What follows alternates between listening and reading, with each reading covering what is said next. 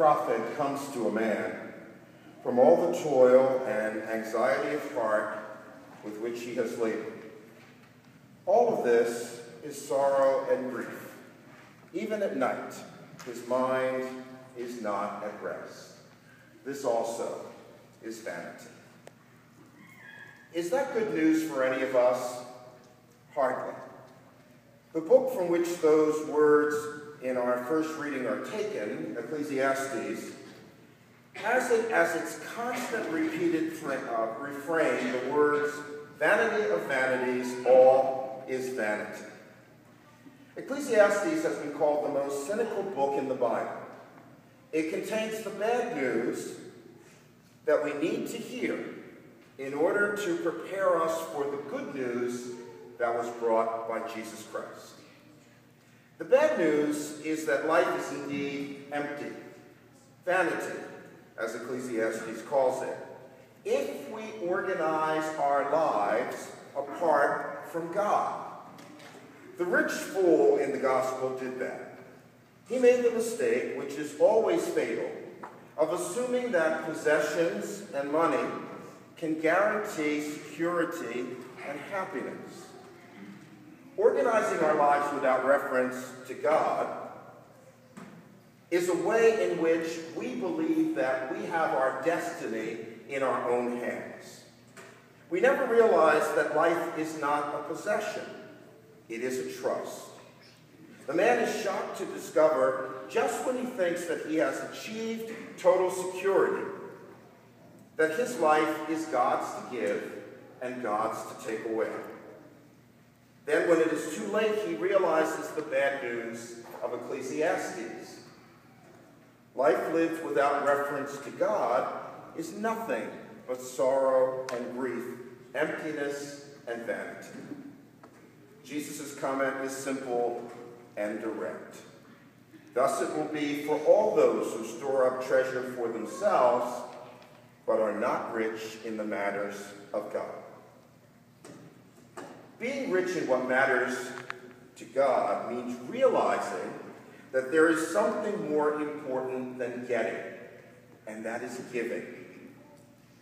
The World War II British Prime Minister Winston Churchill, who was not a particularly religious man, once said, "We make a living by what we get. We make a life by what we give." Being rich in what matters to God means remembering that the things we think we own are not absolute possessions. They are gifts that have been entrusted to us for a limited time. Being rich in the sight of God also means organizing our lives not around ourselves, but around the one to whom someday every single one of us will have to give an accounting for all that he has entrusted to us. Are any of us guilty of the same mistake as the rich fool, placing trust in passing things rather than in an everlasting God? Well, probably not. Our presence here at Sunday Mass shows that God does have an important place in our lives. Thus, the question Jesus' story poses for most of us is not, does God have a place in our life, but rather, what place does God have in our lives? Is he at the center, or have we pushed him out to the fringe? Catholics who push God out to the fringe of their lives prefer a distant relationship with the Lord. Choosing always to come to Mass late and to hurry away early, they treat God in a way that they would be ashamed to treat someone they truly loved, or whose good opinion they valued. If they come to confession at all, the only sin they can think of is how many times they have missed Mass. They overlook other serious sins, such as meanness to those with whom they live and work, hard-heartedness to people who need their help or sympathy or simply an ear to listen, gossip and tale-bearing that tear people down and destroy their good names, spending lavishly on themselves and then tossing God a cheap tip from the loose change that is left over in their pockets, while complaining that the church and charities are unrealistic in their financial expectations and that all they hear about in church is money. For such Catholics, religion is really a kind of heavenly life insurance policy on which they grudgingly pay payments, on the principle that you never know when you might need it, and it's too dangerous to be without. If our religion is anything like that, we have discovered long ago that it does not bring us joy. And let me tell you why. A God who is on the fringe of life will always be a threat to us because he loves us and because he always wants to be at the center.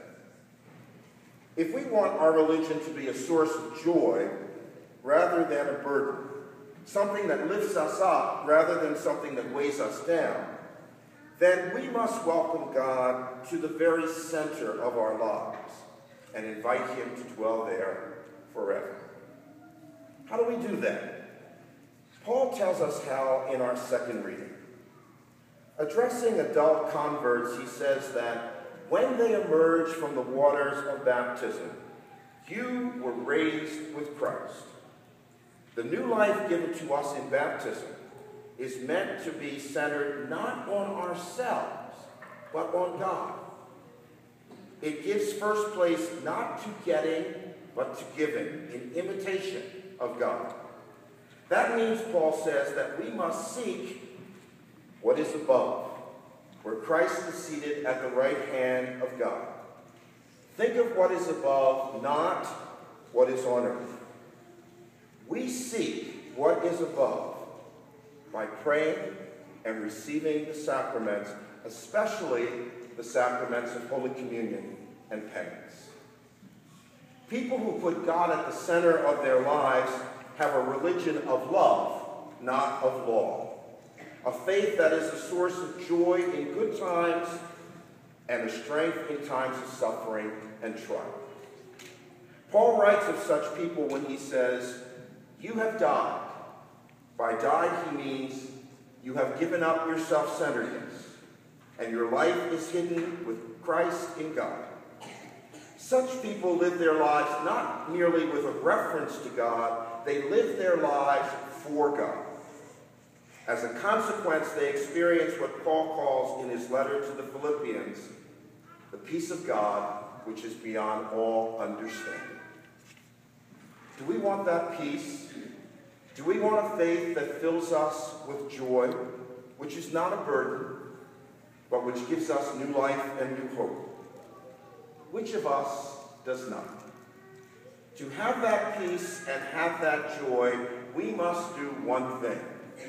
We must allow God to move from the fringes of our lives to the very center. Come then, my brothers and sisters, this day and decide for Christ. As we receive the Holy Eucharist this morning, let us urge the Lord to make a home in our hearts. Then we can be sure, as Paul promises us, that when Christ, our life, appears again in glory, then we too will live with him, not only now, but forever.